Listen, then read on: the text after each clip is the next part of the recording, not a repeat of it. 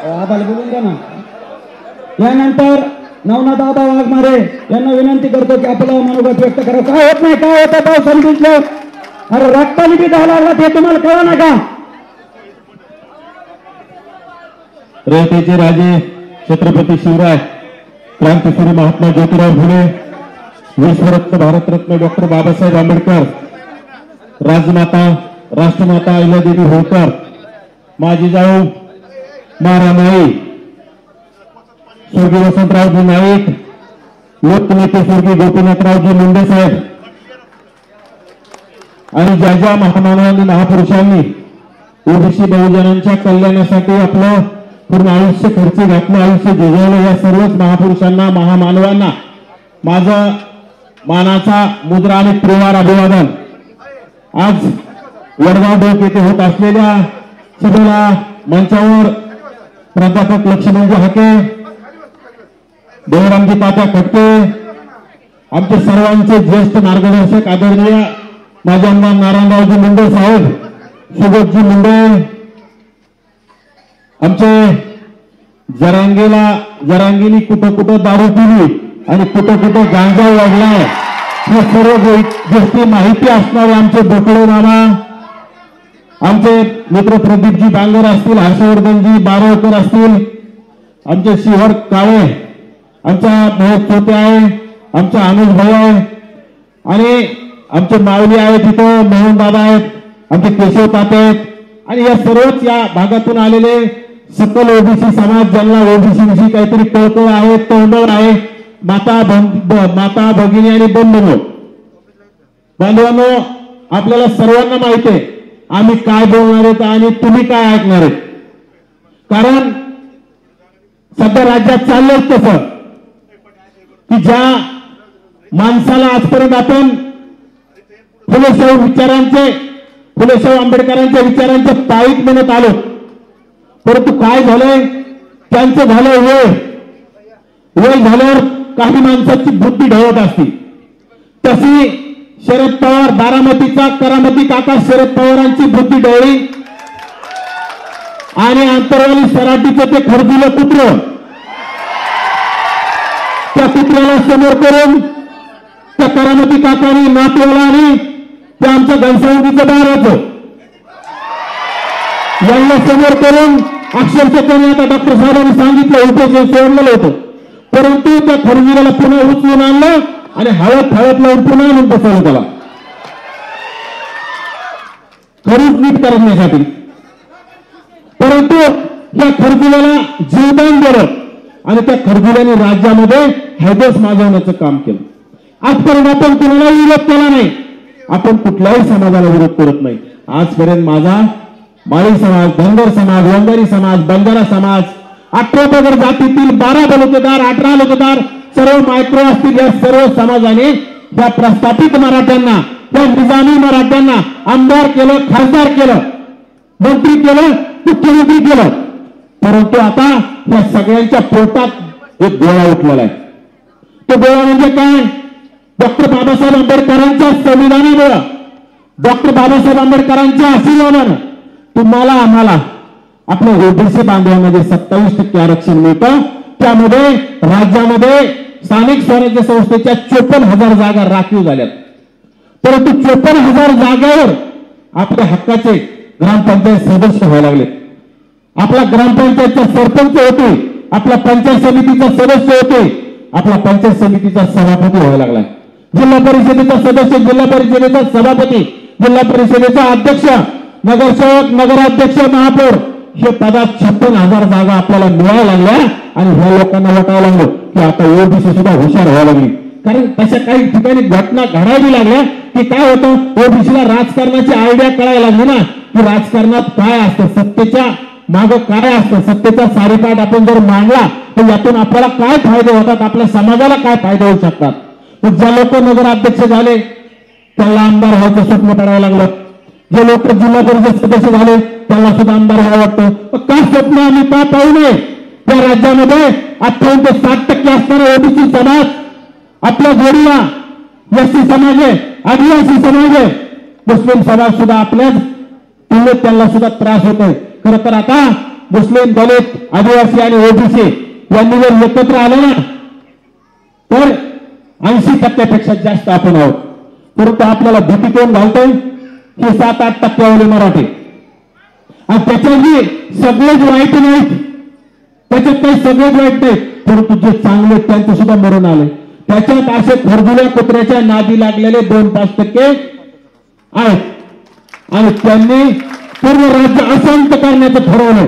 तुम्ही पाहिलं बीडच्या हॉटेल जाळलं, सोनार समाजाचं दुकान फोडण्याचं काम केलं, नावी समाजाचे दुकान फोडले, जाळले, आपल्या मायक्रो ओबीसींना मारहाण करण्याचं काम केलं. कोणी ओबीसींच्या बाजू मांडली आणि कोणी त्या खरगुल्याच्या बाजूने बोललं की मारहाण करण्याचा प्रयत्न केला. परंतु आता सर्व ओबीसीने ठरवलंय तर मरोची लढाई आहे. कारण या राज्यामध्ये आपण 58 ते 60%, जर 9%ला घाबरायचं, किती दिवस घाबरायचं? आणि आता तोड झालाय. त्याला शिक्षण आणि नोकरीमध्ये आरक्षण लागत होतं, आपण विरोध केला नाही, द्यायचं ना, काय अडचण नाही. परंतु जर आमच्या स्थानिक स्वराज्य संस्थेच्या आमच्या राजकारणात जर तुम्ही आम्हाला अडवत असेल तर आम्ही आता शांत बसणार नाही. आणि आमच्यामध्ये जर घुसखोरी करत असेल, अरे आपलंच पेट भरत पाहिजे आरक्षणामध्ये, त्या भाकरीमध्ये आपल्या ताटातच पेटभर भाकर नाही आणि आपल्या ताटातली जर भाकर कोणी हिसकावून घेत असेल तर आपण का स्वस्थ बसायचे, का शांत बसायचे? त्यामुळे आम्ही ठरवलंय, तुम्ही आम्ही ठरवलं पाहिजे. आता जसं तसं उत्तर देणं गरजेचं आहे.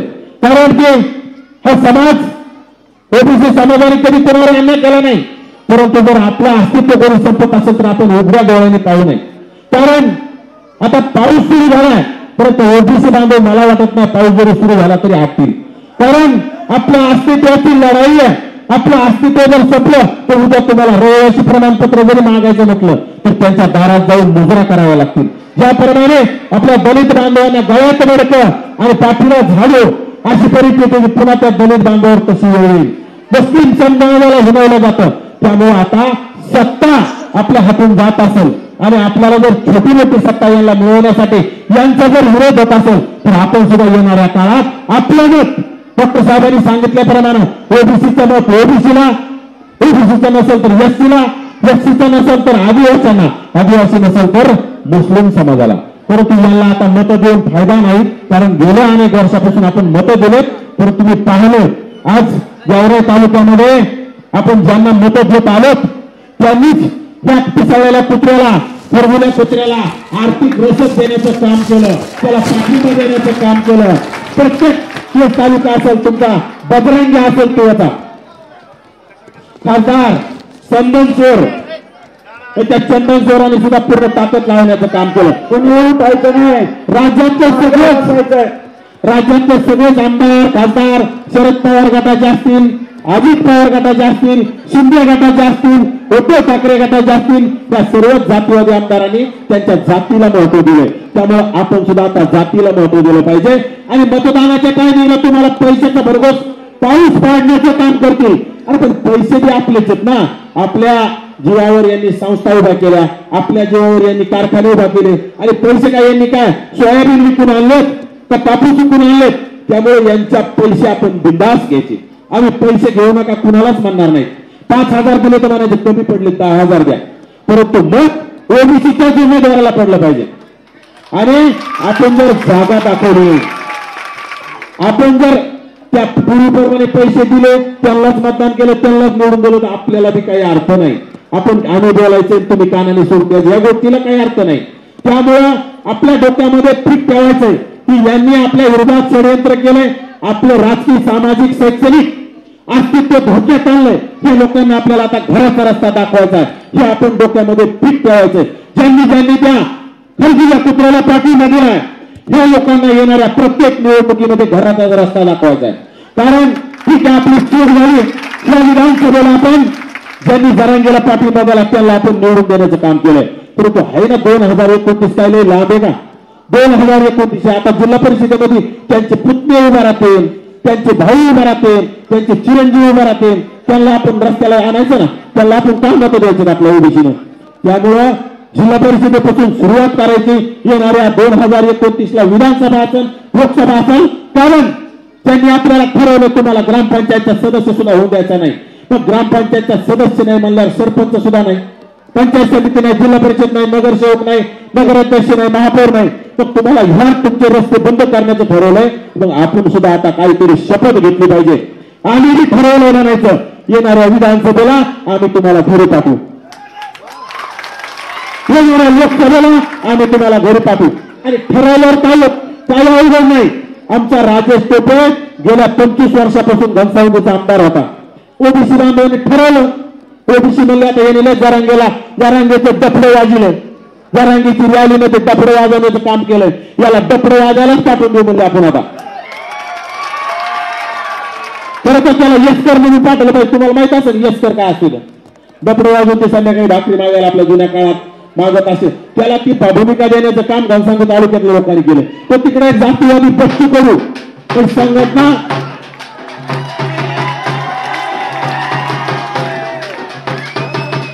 संघटना ओबीसीच्या जीवावर चालवली, पक्ष ओबीसी जीवावर चालवला, अनेक वेळा निवडून आला, परंतु जरांगेच्या मंचावर जाऊन लोकांगण गेलं, जरांगेला पाठिंबा दिला.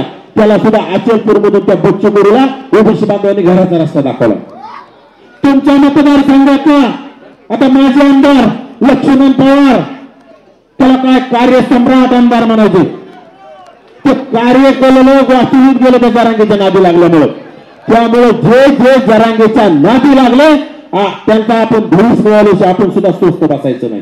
कारण आपले ओबीसीचे सर्वोच्च नेते नामदार छगनरावजी भुजबळ साहेबांनी आजच नागपूरमधून घोषणा केली, ज्यांनी जरांगेला पाठिंबा दिलाय तो कुठल्याही पक्षाचा असू द्या, त्याला घराचा रस्ता येणाऱ्या काळात आपल्याला दाखवण्याची चेष्टा दाखवली.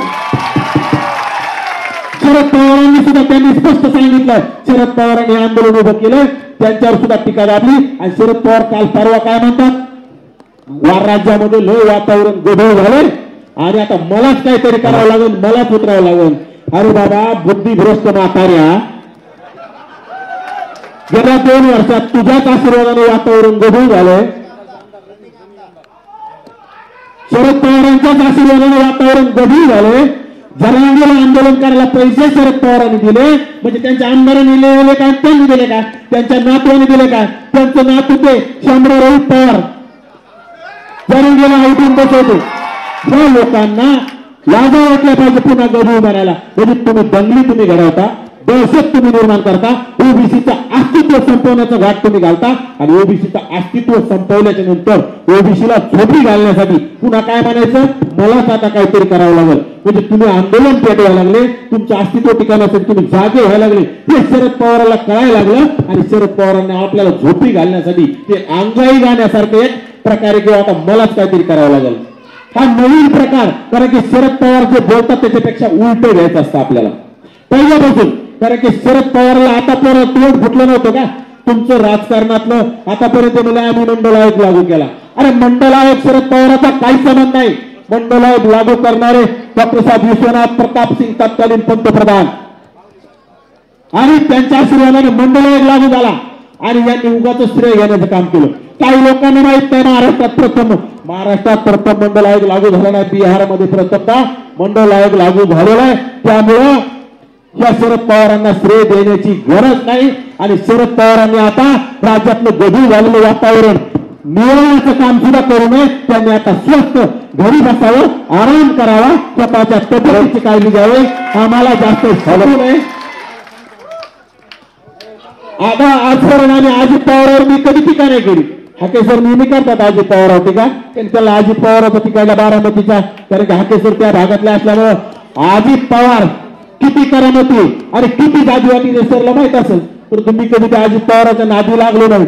परंतु अजित पवारांचा आमदार सुद्धा तुमच्या मतदारसंघाचा आमदार बॅनर लावले जरांगेच्या आंदोलनाला पाठिंबाला, पैसा दिला, तिकडे ते आस्तीचा जर्या,